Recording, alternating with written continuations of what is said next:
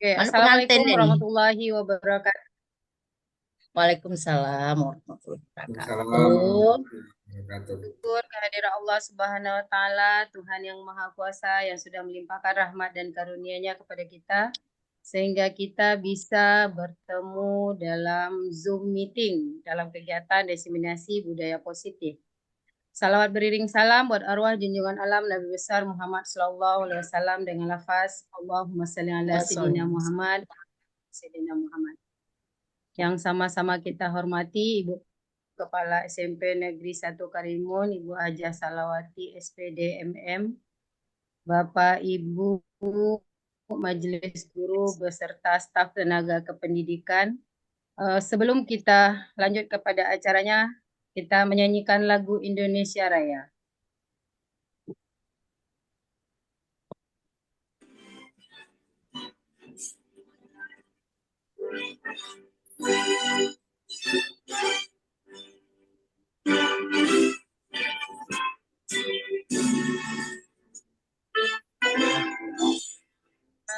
Aku berdiri di tempat Indonesia kebangsaan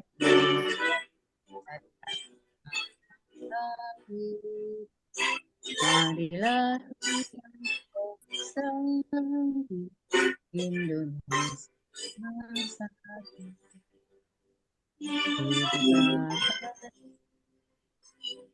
berdikari begitu aku Indonesia lagi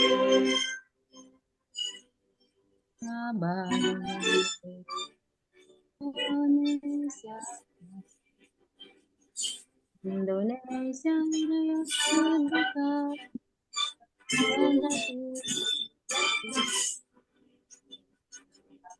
Indonesia Raya merdeka merdeka hiduplah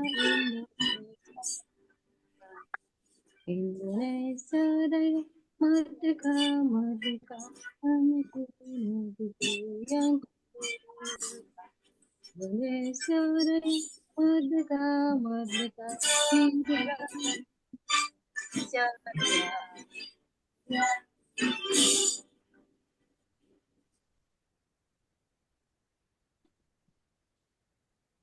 Baiklah, untuk kelancaran acara ini kita memohon kepada Allah Subhanahu wa taala diberi kelancaran dan kepahaman untuk kita menerima materi yang akan disampaikan Ibu Yuti.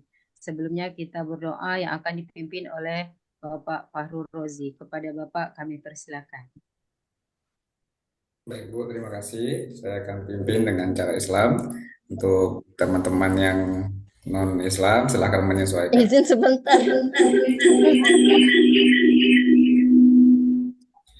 A'udzubillahiminasyaitonirrajim. Bismillahirrahmanirrahim. Alhamdulillahirrabbilalamin. Wassalatu wassalamu ala asrofil anbiya'i wal mursalin wa ala alihi wa sahbihi wa sallam ajma'in. Allahumma sholli ala Sayyidina Muhammad wa ala ali Sayyidina Muhammad. Salatan tunjina biha min jamil ahwali wal afat wa tutahhiruna biha min jami'i sayiat wa tarfa'una biha indaka ala darajat innahu sami'un qaribun mujibud da'wat wa ya qadiyal hajat. Allahumma inna nas'aluka salamatan fid din wad dunya wal akhirah wa afiatan fil jasadina wa sihatan fil badanina wa zidatan fil ilmina wa barakatan fil rizqina wa taubatan qabla al maut wa rahmatan indal maut wa maghfiratan ba'dal maut. Allahumma hawin alaina bi sakaratil maut wa najatan minan nari wal afwa indal hisab. Rabbana zalamna anfusana wa illam taghfir lana wa tarhamna lanakunanna minal khasirin. Rabbana atina fid dunya hasanah wa fil akhirati hasanah wa qina adzabannar. Bi fadlika subhana rabbika rabbil izzati amma yasifun wa salamun alal mursalin walhamdulillahi rabbil alamin. Terima kasih Pak Oji, mudah-mudahan dengan kita berdoa Allah Subhanahu wa taala beri kita kepahaman dalam menerima ilmu yang akan disampaikan Ibu Yuti. Acara selanjutnya sambutan atau sekaligus kata pembuka dari Ibu Kepala Sekolah kepada Ibu Hajah Salawati SPD MM kami persilakan. Izin Ibu Romi, mungkin kita foto bersama dulu, boleh? Oke, silakan. Semuanya buka kamera, kita buka.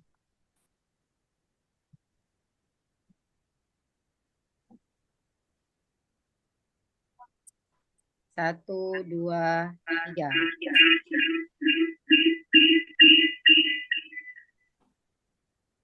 Jempol.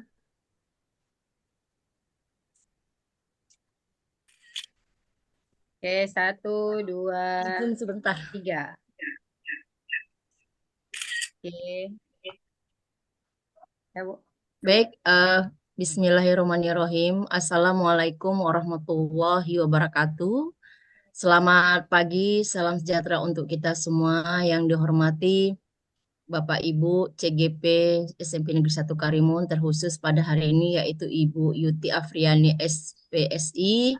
Selanjutnya rekan-rekan Majelis Guru dan terutama terkhusus Bapak Ibu Waka yang hadir di ruang Zoom ini. Alhamdulillah bersyukur kehadiran Allah SWT Tuhan Yang Maha Esa pada hari ini tepatnya 27 Agustus 2024 hari Selasa kita Keluarga Besar SMP Negeri 1 Karimun bersama CGP Ibu Yuti Afriani insya Allah akan mendesimasikan yaitu Ibu Yuti mengenai budaya positif. Selawat berangkaikan salam kita hadiahkan kepada junjungan Nabi kita Nabi Muhammad SAW dengan lafaz Allahumma sholli ala Sayyidina Muhammad wa ala ali Sayyidina Muhammad. Bapak Ibu yang dihormati, terkhusus Ibu Yuti Afriani SPSI, saya ucapkan selamat ya untuk mendesimasikan kegiatan ini. Di sini saya selaku pimpinan SMP Negeri 1 Karimun, karena kita merupakan salah satu sekolah penggerak yang berada di Kabupaten Karimun, sangat mengharapkan sekali budaya positif ini bisa nantinya memberikan layanan iklim keamanan dan kenyamanan di sekolah kita. Karena kita tahu ini termasuk di dalam ranahnya salah satu rapor pendidikan. Sehingga diharapkan dengan nantinya implementasi apa yang disampaikan dan nanti bisa diterapkan di sekolah kita, karakter siswa SMP Negeri 1 Karimun ini meningkat. Ya, setidak-tidaknya rapor pendidikan di tahun 2024 ini. Karena kita tahu sebentar lagi kita akan asesmen nasional. Selanjutnya juga siswa kita, guru kita, TU kita, dan keluarga besar SMP Negeri 1 Karimun itu memiliki kontrol diri masing-masing. Supaya ini sudah menjadi suatu darah daging ya. Artinya sudah tahu kita melakukannya dengan benar. Itu harapan saya. Karena kita tahu setiap satuan pendidikan atau salah satunya kita sekolah penggerak angkatan 3 di Kabupaten Karimun ini tentunya memiliki kecepatan dan cara yang berbeda dalam menghadirkan layanan pendidikan khususnya di SMP Negeri 1 Karimun. Karena karakteristik dan kemampuannya yang beragam. Begitu juga Bapak Ibu guru, begitu juga dengan anak-anak kita di sekolah. Selanjutnya, mari bersama-sama kita fokus pada satu, yaitu komitmen bersama untuk maju SMP Negeri 1 Karimun.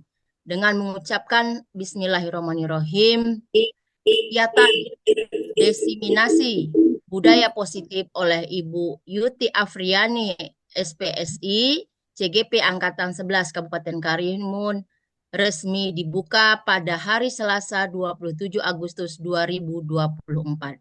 Sekian, terima kasih. Selamat menjalankan kegiatan ini dengan lancar, ikuti dengan benar, dan nanti diimplementasikan di SMP Negeri 1 Karimun. Sukses selalu untuk semua CGP SMP Negeri 1 Karimun. Saya tutup dengan wabillahi taufik wal hidayah. Wassalamualaikum warahmatullahi wabarakatuh. Waalaikumsalam warahmatullahi wabarakatuh. Waalaikumsalam Terima kasih, warahmatullahi Bu. Ya, Terima mungkin nanti kasih. sedikit saya izin keluar ya mengikuti kegiatan selanjutnya. Baik. Terima kasih Ibu Kepala SMP Negeri 1 Karimun, Ibu Haja Salawati SPDMM, sudah membuka kegiatan ini. Mudah-mudahan kita semua bisa mengikuti proses desiminasi yang akan disampaikan Ibu Yuti sampai dengan terakhir. Untuk acara selanjutnya itu kita masuk kepada acara inti, yaitu diseminasi budaya positif yang akan disampaikan oleh Ibu Yenti Apriani. Kami persilakan. Baik, berarti Bunda, Ibu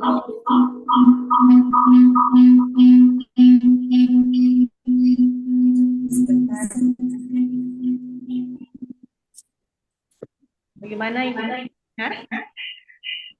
Sebentar ya Zoom. Baik, terima kasih kepada Ibu telah membuka kepada kepala sekolah.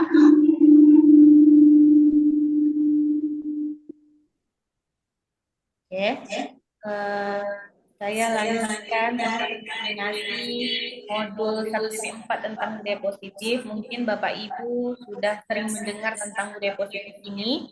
Namun izinkan saya ini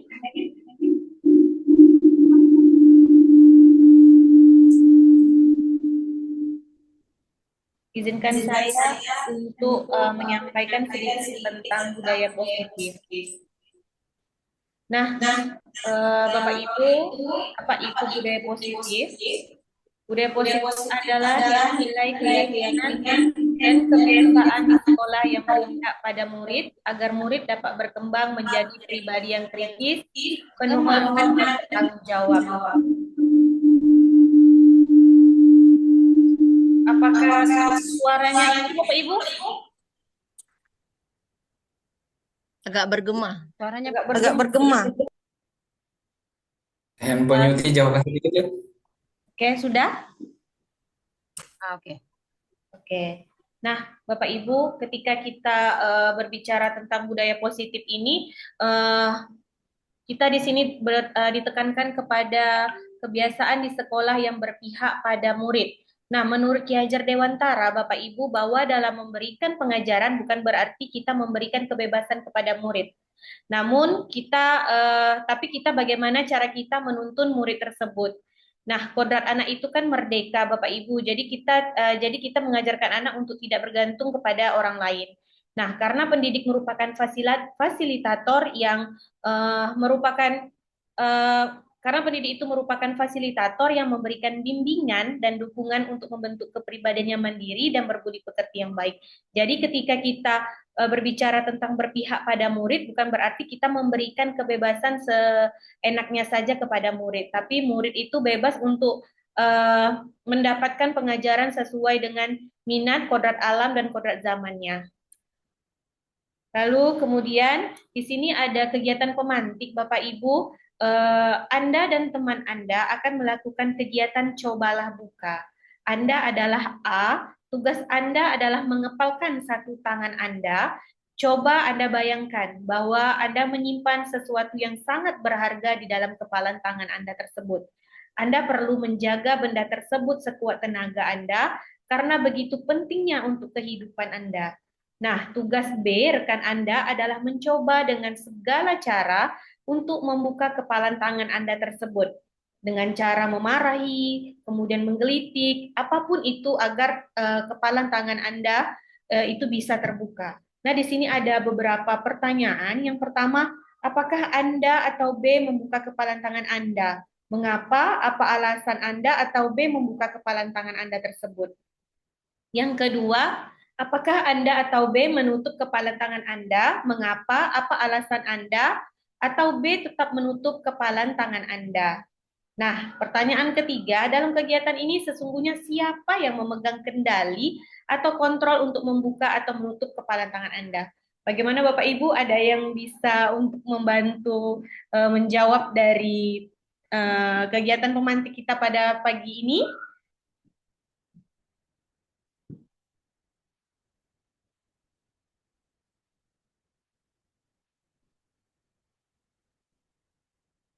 Di sini tugas kita tentang bagaimana apakah kita mau membuka kepalan tangan kita ataupun tidak gitu. Jadi bisa tidak si B ini teman-teman Anda atau teman Bapak Ibu membuka kepalan tangan Anda dengan berbagai macam cara, memberikan uang, kemudian memarahi agar kita membuka kepalan tangan kita. Menurut Bapak Ibu pertanyaan 1, 2, dan 3 ini bagaimana? Ada yang bisa membantu? Ya, baik, Pak Rozi. Ibu, terima kasih Bu Yuti. Em, ini nggak perlu dimainkan kan Bu ya, langsung saja ya. Ya, langsung saja jawab, Pak. Oke. Em, Mungkin kalau langsung saja, sebenarnya pertanyaannya ini saya tidak akan mau membuka Bu, karena tadi kan itu Oke. Mohon maaf, tadi Bapak Ibu ada kendala sedikit. Nah, baik, kita lanjutkan lagi. Kenapa ya, Mas? Sudah? sudah Bu Yuti. Oke. Kenapa ya?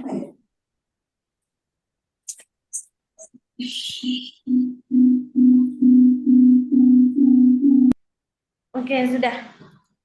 Ya, bagaimana Pak Rozi? Boleh kita lanjutkan lagi dengan pertanyaan atau kegiatan pemantik kita tentang cobalah buka. Oke Bu. Em, Kalau saya menjadi si A Bu, yang tangannya akan dibuka, saya tidak akan membuka tangan saya karena saya merasa apa yang saya genggam itu merupakan hal yang berharga. Kemudian sebenarnya yang memegang kendali atau yang memegang kontrol itu adalah orang si A. Si B tidak bisa mengontrol si A. Ketika si A membuka tangannya, bukan berarti si B bisa mengontrol si A, tetapi memang si A lah yang membiarkan atau yang membolehkan si B untuk membuka tangannya. Berarti sebenarnya kontrolnya itu ada di A. Seperti itu kalau menurut saya, Bu. Oke, baik Pak, benar. Sebenarnya Bapak Ibu di sini ada dua jawaban yang bervariasi. Sebentar ya Bapak Ibu. Sebentar.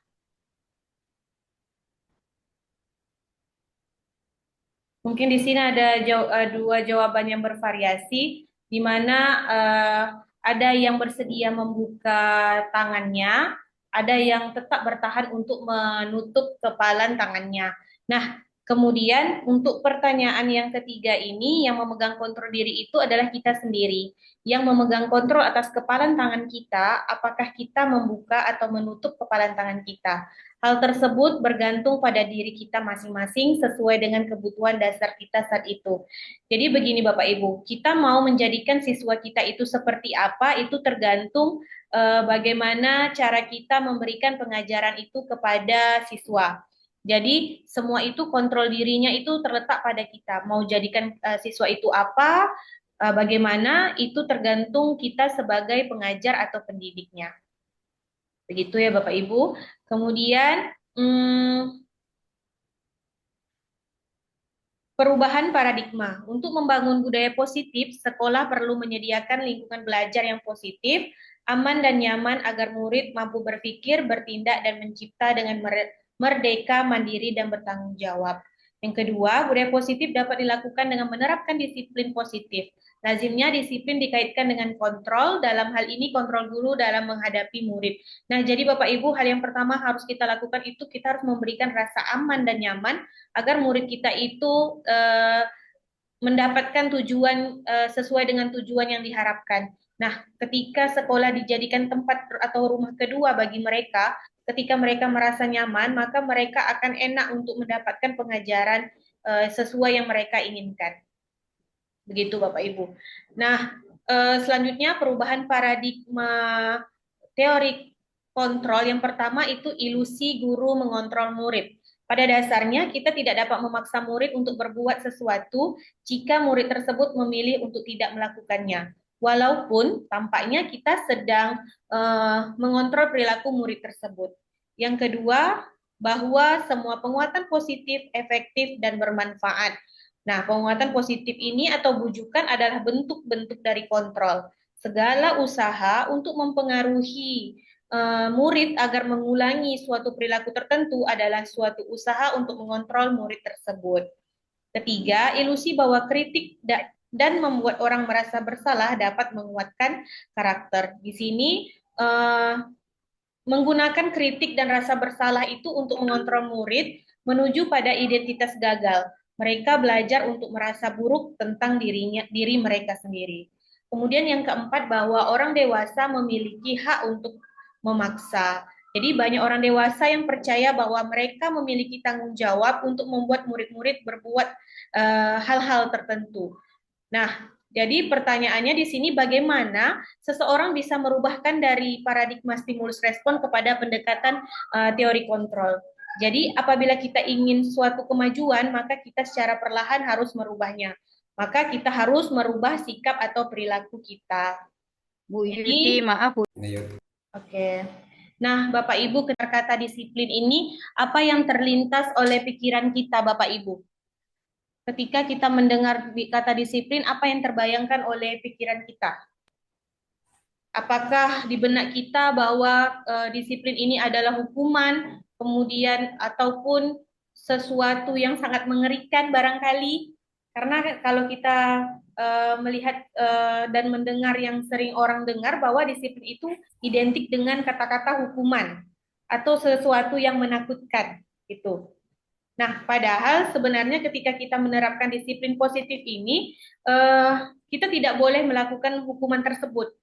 Jadi misalnya ketika anak itu terlambat datang ke sekolah, kita tidak berhak untuk menghukumnya, dia keliling lapangan, kemudian tidak sesuai dengan kesalahan apa yang dia lakukan gitu.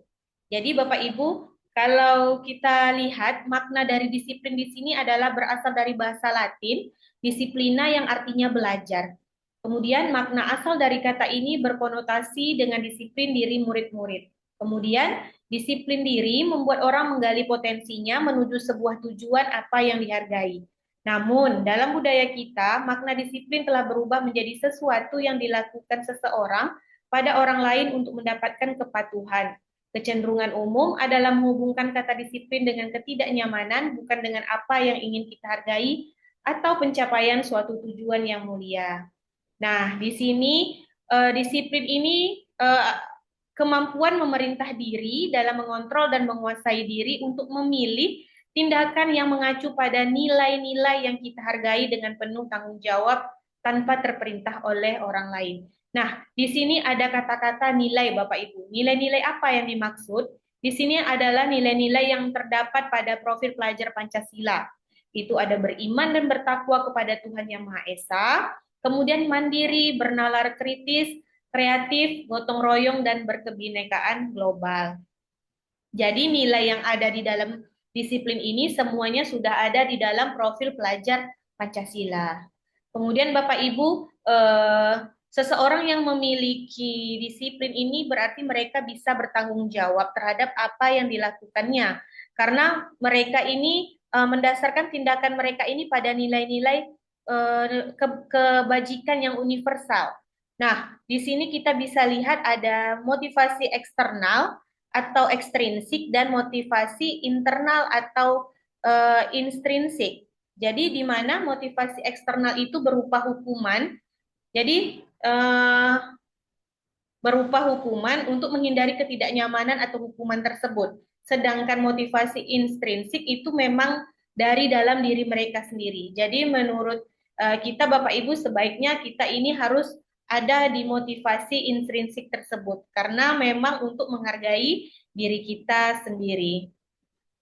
Lalu ini perbedaan hukuman dan konsekuensi Bapak Ibu, bahwa hukuman itu bersifat tidak terencana atau tiba-tiba anak atau murid tidak tahu apa yang akan terjadi dan tidak dilibatkan. Hukuman bersifat satu arah dari pihak guru yang memberikan dan murid hanya menerima suatu hukuman tanpa melalui suatu kesepakatan.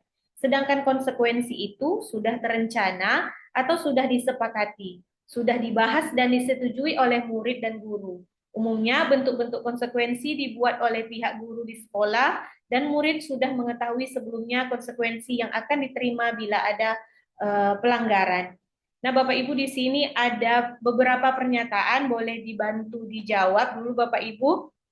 Menurut Bapak Ibu, menggantikan kertas tugas teman yang telah dicoret-coret masuk hukuman atau konsekuensi?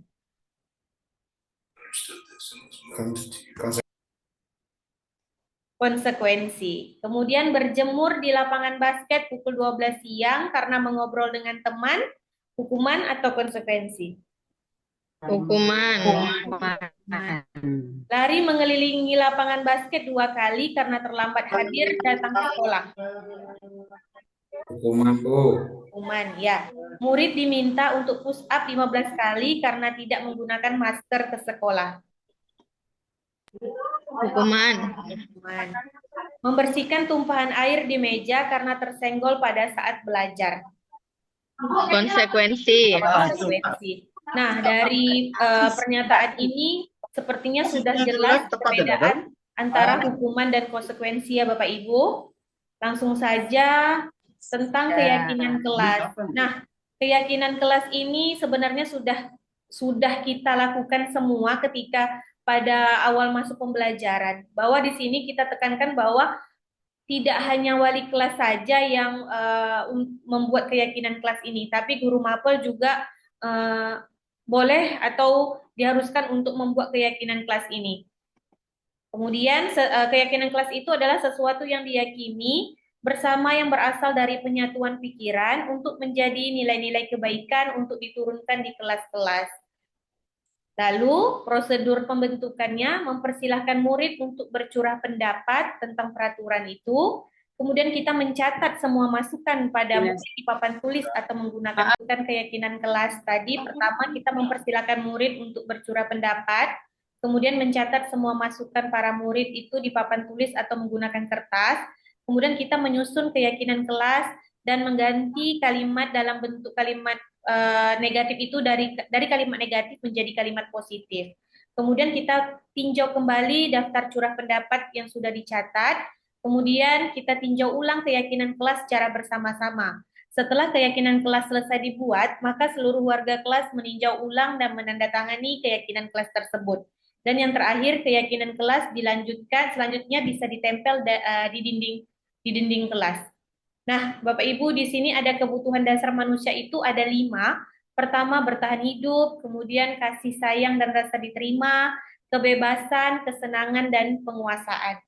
Di sini kita lihat satu persatu kebutuhan bertahan hidup, itu adalah kebutuhan yang bersifat fisiologis untuk bertahan hidup, misalnya kesehatan, rumah, dan makanan. Kebutuhan biologis sebagai bagian dari proses reproduksi termasuk kebutuhan untuk tetap bertahan hidup.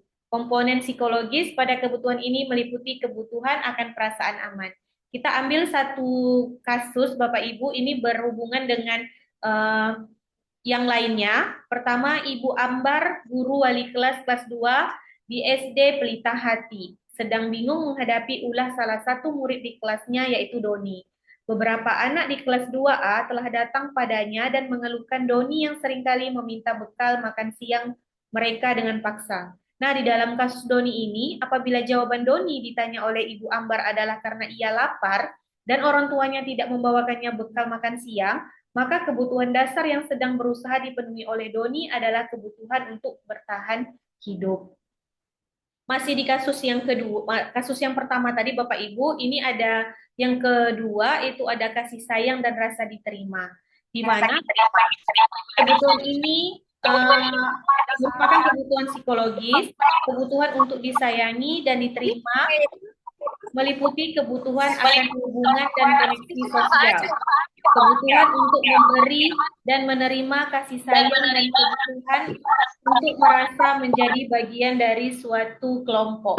Nah, apabila Doni menjawab bahwa alasannya mengambil bekal temannya karena dia merasa senang temannya jadi memperhatikannya, kemudian ketika temannya melaporkan tindakannya itu pada guru, dan gurunya memberitahu orang tuanya, sehingga orang tuanya jadi memperhatikan dia, maka kebutuhan dasar yang sedang dipenuhi Doni adalah kebutuhan akan kasih sayang dan rasa diterima. Yang ketiga itu ada penguasaan, kekuatan untuk mencapai sesuatu menjadi kompeten, menjadi terampil, diakui atas prestasi dan keterampilan kita, rekan dan merasa memiliki rasa harga diri. Nah, apabila jawaban Doni tadi merasa hebat karena temannya jadi takut dengannya, maka sebetulnya Doni sedang berusaha memenuhi kebutuhan dasar akan kekuasaan. Kemudian ada kebebasan, Di sini kebutuhan untuk bebas adalah kebutuhan akan kemandirian, memiliki pilihan dan mampu mengendalikan arah hidup seseorang. Anak-anak dengan kebutuhan kebebasan yang tinggi menginginkan pilihan. Mereka perlu banyak bergerak, suka mencoba-coba, tidak terlalu terpengaruh oleh orang lain, dan senang mencoba hal baru yang menarik. Nah, bila jawaban Doni dalam kasus di atas adalah bahwa dia merasa bosan dengan bekal yang dibawakan oleh ibunya di rumah, karena itu dia mencoba makanan teman-temannya yang beraneka ragam itu. Maka Doni sekarang sedang berusaha memenuhi kebutuhannya akan kebebasan. Nah, kesenangan. Kebutuhan akan kesenangan adalah kebutuhan untuk mencari kesenangan, bermain dan tertawa. Bayangkan, hidup tanpa kenikmatan apapun betapa menyedihkan. Nah, Glaser menghubungkan kebutuhan akan kesenangan dengan belajar. Bila Udah Doni malam ini menjawab udah. bahwa Udah masuk sore. bila Doni menjawab bahwa ia Sore tak habis menikmati meninggal. saja dan ia menikmati ekspresi wajah teman-temannya yang kesal karena diambil makanannya, ekspresi temannya itu lucu menurutnya, maka berarti Doni sedang berusaha memenuhi kebutuhan akan kesenangan itu. Nah, Bapak Ibu, di sini kita bisa lihat ketika kita sedang melakukan konseling kepada anak. Jadi, tipe hidup apa yang ada, apa sebenarnya mendasari anak itu melakukan suatu kesalahan tersebut. Langsung saja Bapak Ibu, itu apa itu restitusi? Restitusi adalah proses Masanya itu bagi murid untuk jadinya macam air gitu kan. sehingga mereka bisa kembali pada kelompok mereka dengan karakter yang lebih kuat.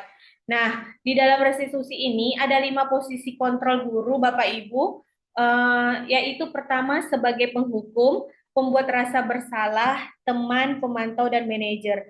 Nah, sebenarnya di sini saya ingin memutar video, tapi karena waktunya mungkin tidak cukup, baik saya akan menjelaskan sedikit saja sepintas tentang 5 posisi kontrol guru ini. Yang pertama itu adalah penghukum. Jadi penghukum ini selalu identik dengan kata-kata selalu terlambat, dasar kamu pemalas begitu. Nah, biasanya nada yang dilontarkan oleh guru itu lebih cenderung membentak, menunjuk-nunjuk dengan bicaranya itu dengan nada yang terlalu tinggi. Nah, jadi dampak guru ketika berada di posisi penghukum ini itu murid menjadi pendendam, kemudian dia memberontak. Dan pastinya anak itu tidak nyaman atau tidak suka dengan guru tersebut, dan anak juga tidak menyukai dengan pelajaran yang diampu oleh guru tersebut. Yang kedua, pembuat merasa bersalah. Nah, di sini kalimat yang paling identik yang diucapkan oleh si guru itu, kamu tidak kasihan ya sama ibu, nanti ibu dimarah loh sama kepala sekolah begitu. Jadi pembuat rasa bersalah itu membuat si anak itu merasa bersalah dengan apa yang sudah dilakukannya. Jadi guru itu cenderung berbicara agak tenang.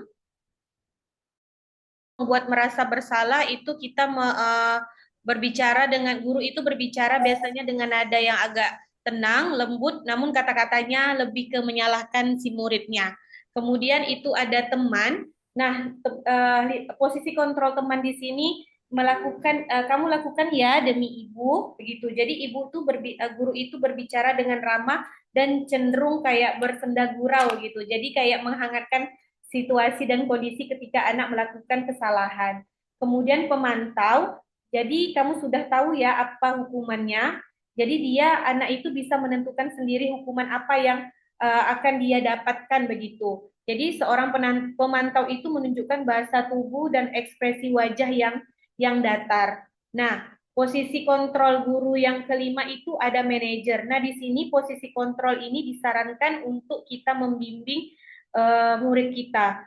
Contohnya anak itu dia dapat menemukan solusinya sendiri ketika dia melakukan kesalahan. Jadi dia dapat mencari problem solving dari masalah yang dia hadapi. Jadi di antara kelima posisi kontrol ini yang paling baik itu adalah manajer. Lalu ini sebenarnya ada video Bapak Ibu, tapi karena waktunya tidak cukup dan sudah dijelaskan juga, jadi nah di sini ada contoh pernyataan-pernyataan yang berkaitan tadi dengan 5 posisi kontrol. Kemudian saya Saya kecewa sekali dengan kamu. Itu termasuk pembuat rasa bersalah. Kamu tidak pernah benar melakukannya. Itu posisi kontrol penghukum. Ayolah, lakukan demi Bapak Ibu. Itu merupakan teman. Apakah kamu mendapatkan stiker bintang hari ini? Itu termasuk pemantau. Apakah kamu bisa menyelesaikan masalah ini? Itu termasuk 5 posisi kontrol sebagai manajer. Nah, kamu selalu paling terakhir. Itu sebagai penghukum. Jadi di sini penghukum itu dia melabel anak atau menjudge anak itu, gitu. Kemudian segitiga restitusi, proses menciptakan kondisi bagi murid untuk memperbaiki kesalahan mereka sehingga mereka bisa kembali pada kelompok mereka dengan karakter yang lebih kuat. Nah, di dalam segitiga restitusi ini ada 3. Pertama, menstabilkan identitas, validasi tindakan yang salah, dan menanyakan keyakinan. Secara tidak langsung Bapak Ibu, mungkin ketika kita sedang mengkonseling anak, kita sudah memakai segitiga restitusi ini. Atau mungkin belum sempurna. Di antara 3 ini baru 1 yang kita terapkan atau baru 2 yang kita terapkan, begitu. Oke. Ibu nama Ya, di antara ketiga restitusi ini mungkin Bapak Ibu sudah pernah melakukannya. Mungkin sekali lagi di antara ketiga ini hanya 2 yang Bapak Ibu lakukan, bahkan hanya 1. Tapi setelah kita mempelajari materi ini, diharapkan Bapak Ibu dapat melakukan atau menyelesaikan memakai segitiga restitusi ini dengan pertama menstabilkan identitas, validasi tindakan yang salah, dan menanyakan keyakinan. Nah, kita lihat menstabilkan identitas ini berbuat contoh kalimatnya yang kita tujukan ke anak itu berbuat salah itu tidak apa-apa. Kemudian tidak ada manusia yang sempurna. Saya juga pernah melakukan kesalahan seperti itu. Kemudian kita bisa menyelesaikan masalah ini. Ibu atau bapak tidak tertarik mencari siapa yang salah, tetapi ibu ingin mencari solusi dari permasalahan ini. Kamu berhak kok merasa begitu. Itu contoh dari kalimat ketika kita menstabilkan identitas pada saat kita mengkonseling atau menyelesaikan masalah anak. Yang kedua, validasi tindakan yang salah. Padahal kamu bisa melakukannya lebih buruk dari ini ya. Kamu pasti punya alasan mengapa melakukan hal itu. Kamu patut bangga pada dirimu sendiri karena kamu telah melindungi sesuatu yang penting buatmu. Kemudian yang ketiga, menanyakan keyakinan. Biasanya sebelum kita mendapatkan materi ini, jarang sekali kita tanyakan tahapan yang ketiga ini Bapak Ibu, tentang menanyakan suatu keyakinan yang telah kita buat di dalam kelas. Tapi setelah ini kita coba untuk menerapkan ketika kita melakukan konseling atau menyelesaikan masalah anak, kita melakukan ketiga-tiga tahap ini. Nah, contoh kalimat pada tahap ketiga ini, apa nilai-nilai umum yang telah kita sepakati? Apa bayangan kita tentang kelas yang ideal? Kamu mau jadi orang yang seperti apa? Nah, Bapak Ibu, dari materi disiplin positif ini, dari banyak ya Bapak Ibu materi yang sudah kita jelaskan tadi, ada teori motivasi, kemudian hukuman, penghargaan, kemudian keyakinan kelas, kebutuhan dasar manusia, restitusi 5 posisi kontrol sampai ke segitiga restitusi ini. Apakah Bapak Ibu sudah paham dengan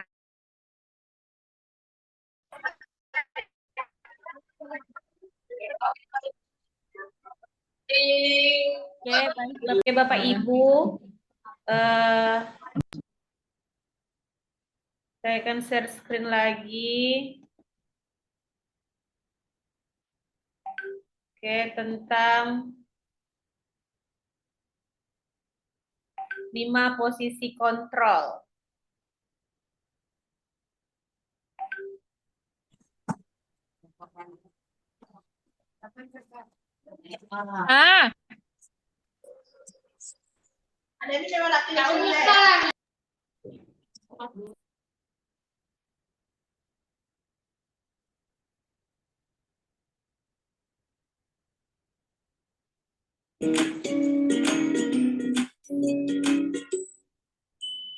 Salam bahagia Ibu dan Bapak guru hebat. Dalam penerapan disiplin positif restitusi, salah satu program yang dikembangkan adalah 5 posisi kontrol. 5 posisi kontrol dalam restitusi adalah proses perjalanan seorang pendidik agar dapat mengenali dirinya. Pada video kali ini, kita akan membahas tentang 5 posisi kontrol yang dikembangkan oleh Diane Gosson dan contoh penerapannya.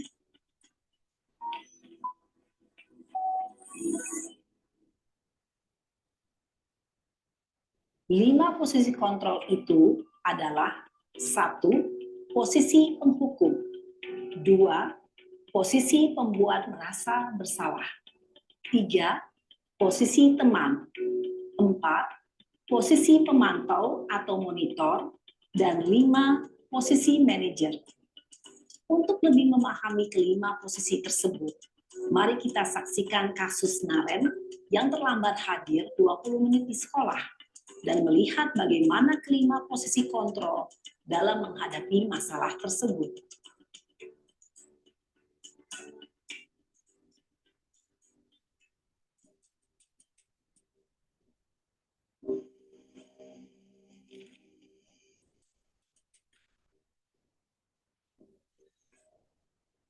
Naren, sini kamu. Selamat pagi, Bu. Selalu terlambat. Kamu deh, pasti terlambat.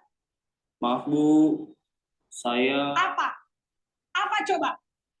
Alasan kamu apa lagi? Kapan sih kamu tidak terlambat? Malas sekali ya kamu jadi anak. Saya... Dasar pemalas. Gak kapok-kapok sih kamu. Sudah berapa kali terlambat? Sana, kamu keliling lapangan basket 2 kali. Kenapa saya harus keliling lapangan basket, Bu? Kenapa? Kamu mau lawan ibu? Berani-beraninya jawab. Sudah terlambat, masih berani jawab pula. Sekarang, keliling lapangan basket 5 kali sekalian. Biar kapok. Cepat. Pergi sana ke lapangan basket. Posisi penghukum biasanya berbicara dengan nada tinggi, menghardik, menunjuk-nunjuk, menyakiti, dan menyindir. Hukuman bisa berupa fisik maupun psikis. Ibu dan bapak guru hebat. Dampak yang terjadi pada murid ketika guru berada pada posisi penghukum adalah murid cenderung akan memberontak, bahkan menyimpan dendam.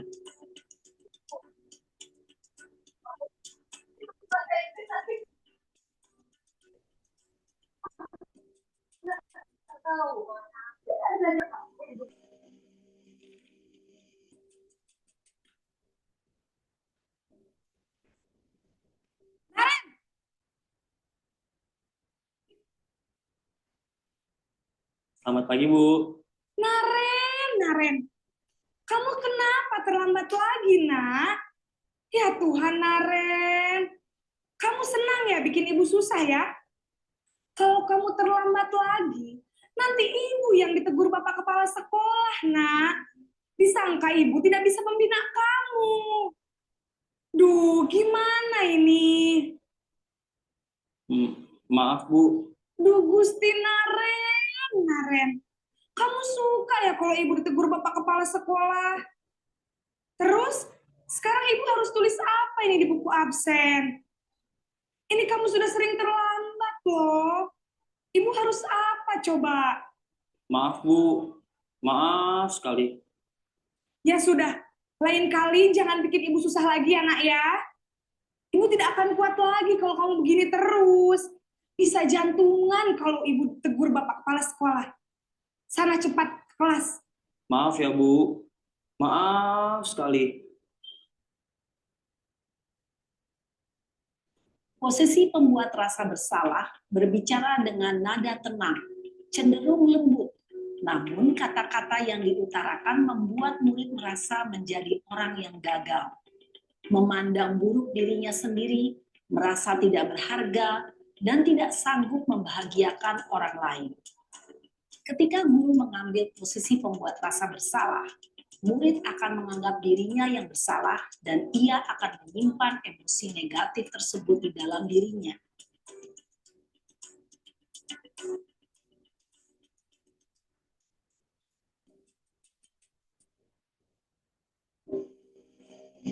Selamat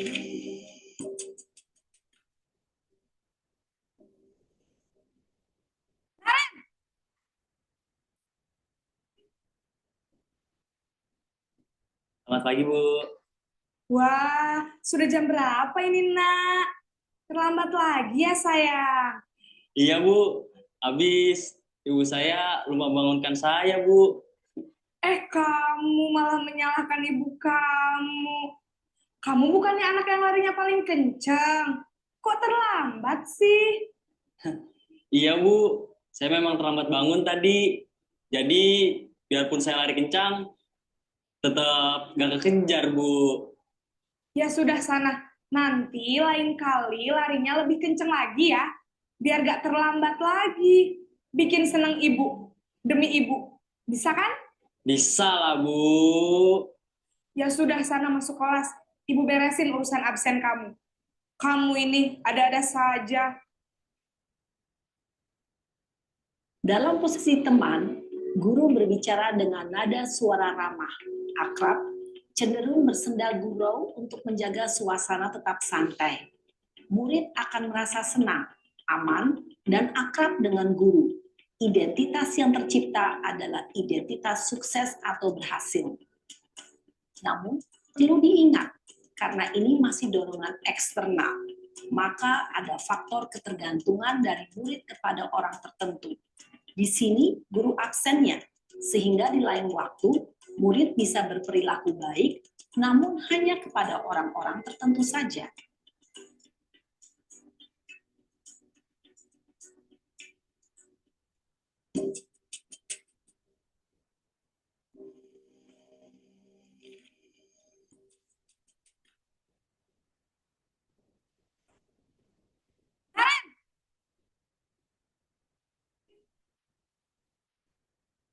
Selamat pagi, Bu.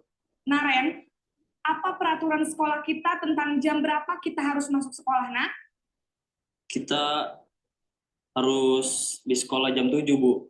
Iya, betul. Sekarang sudah jam 7.20. Naren sudah tahu konsekuensinya jika terlambat hadir. Paham, Bu. Saya harus tinggal kelas pas jam istirahat selama 20 menit. Iya, benar. Konsekuensinya demikian. Jadi nanti jam 9.30, pas istirahat, kamu harus tinggal di kelas, kerjakan tugas tambahan untuk ketertinggalan kamu, ya? Baik, Bu. Posisi pemantau mengandalkan penghitungan atau data untuk mengontrol murid. Guru mengarahkan murid berdasarkan peraturan dan konsekuensi.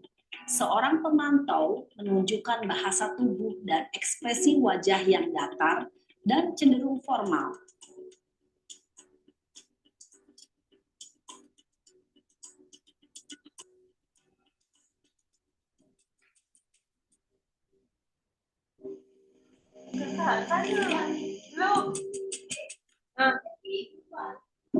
Mas, Kak, ini keluarkan, tapi Naren, copnya dalam. Selamat pagi, Bu. selamat pagi, Naren. Maaf, Bu. Saya terlambat. Iya, sekolah masuknya jam 7, sekarang sudah jam 7.20. Jadi sekarang bagaimana ini, Naren? Maaf, Bu. Saya lupa setel alarm saya semalam. Baiklah, menurut kamu, keyakinan sekolah yang mana yang perlu kamu tingkatkan? Menghargai diri sendiri dan orang lain mungkin ya, Bu. Setuju. Jadi, apakah Naren meyakini prinsip saling menghormati tersebut? Iya, Bu. Saya meyakininya. Apakah Naren bersedia memperbaiki masalah keterlambatan ini? Bersedia, Bu. Bagaimana kamu akan perbaiki masalah keterlambatan ini? Saya akan coba untuk tidak lupa menyetel alarm saya, Bu. Baik, kalau Naren lupa menyetel alarm di rumah, ada orang yang kira-kira bisa bantu mengingatkan tidak? Ada, Bu. Kakak saya, Kak Ema. Ada lagi selain Kak Emma? Selain Kak Ema, ada ibu saya. Baik, jadi yang mengingatkan Naren adalah Kak Emma dan ibu kamu ya? Kira-kira akan mulai setel alarm kapan nih, Naren? Setelah pulang sekolah, akan segera saya lakukan. Baik, jadi Naren akan setel alarm untuk bangun besok pagi dan akan diingatkan oleh kakak dan ibunda Naren ya. Ada lagi yang mungkin perlu dilakukan Naren agar tidak terlambat bangun lagi? Tidak ada, Bu. Baik Naren, terima kasih untuk kerjasama kamu. Sekarang kamu perlu kembali ke kelas untuk belajar. Baik, Bu. Terima kasih. Posisi manajer adalah posisi kontrol yang disarankan untuk membimbing murid memiliki sikap disiplin yang positif, yaitu murid yang mandiri, bertanggung jawab, dan dapat memecahkan masalah. Tujuan dari posisi ini adalah agar murid dapat berefleksi atas tindakannya. Guru akan dengan tulus memberikan pertanyaan-pertanyaan bermakna, sehingga membuat murid dapat belajar dari kesalahannya dan mencari sebuah solusi untuk menyelesaikannya. Ibu dan Bapak guru hebat. Oke, Bapak Ibu, kita sudah melihat tadi video tentang 5 posisi kontrol. Kira-kira ini adalah akhir dari materi kita pada hari ini. Untuk itu, siapa Bapak Ibu yang ingin membantu saya untuk memberikan refleksi pada kegiatan kita pada hari ini?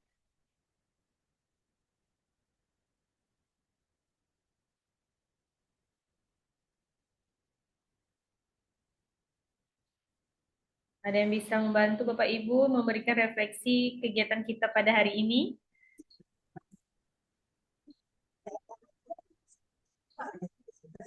Ya, baik Pak Faru Rozi, silakan Pak.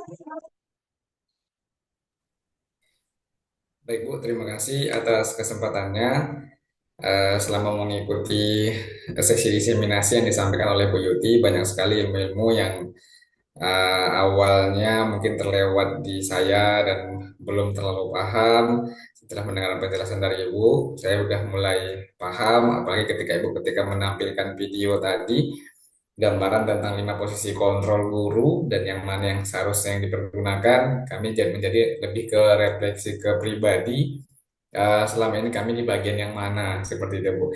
Dan mudah-mudahan setelah mengikuti sesi diseminasi dari Bu Yuti ini, kami bisa perlahan-lahan untuk menjadi atau menempatkan diri di posisi sebagai manajer.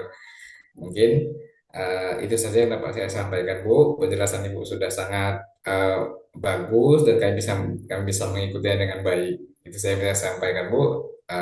Saya kembalikan ke Bu Yuti.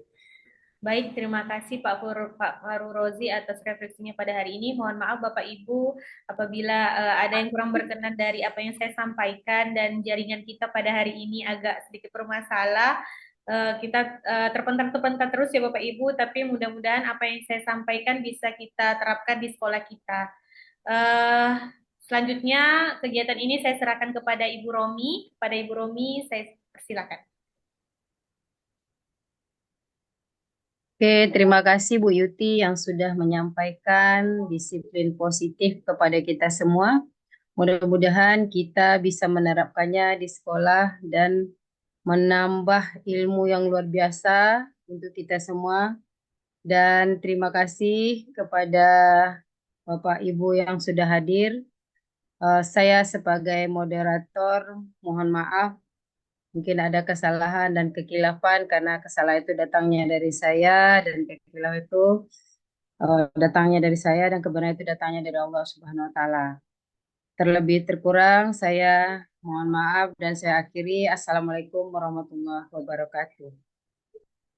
Waalaikumsalam warahmatullahi wabarakatuh. Terima kasih Bapak Ibu. Waalaikumsalam warahmatullahi wabarakatuh. Terima kasih atas partisipasi dalam diseminasi pada hari ini. Terima kasih Bapak Ibu. Assalamualaikum warahmatullahi wabarakatuh. Waalaikumsalam warahmatullahi wabarakatuh.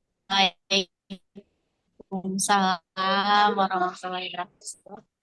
Warahmatullahi wabarakatuh.